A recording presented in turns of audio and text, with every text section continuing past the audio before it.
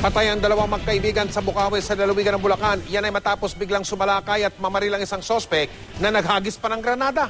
Sa Laguna naman, isang may-ari ng resort ang pinatay ng sarili umano niyang tauhan, si Jamie Santos. Naka-alerto 24. Katatapos palang ipabless ang bagong bahay na ito sa Bukawi, Bulacan kahapon pero kinagabihan ito na ang tumambad. Tadtad ng bala ang gate at nagkalat sa dingding at kisame ang tama ng shrapnel. Maging ang isang alagang tuta hindi nakaligtas.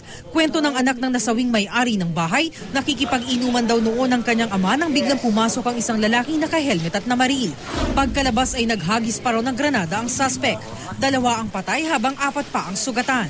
Ayon sa ina ng isa sa mga nasawi, matagal na raw may nagbabanta sa buhay ng kanyang anak. Sa tatangan ako, Diyos ko, Panginoon. Ahaling ko yung yaman. O ang mga anak kong pinundan namin, wala.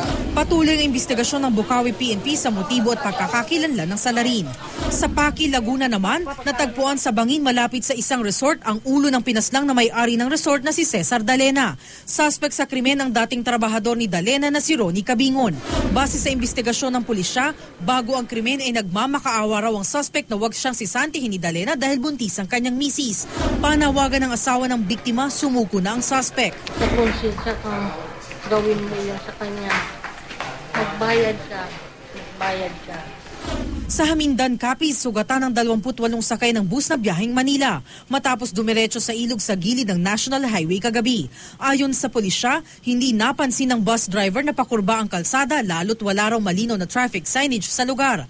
Magpapaabot naman daw ng tulong sa mga biktima ang may-ari ng naaksidenteng bus. Jamie Santos, Naka-alerto 24.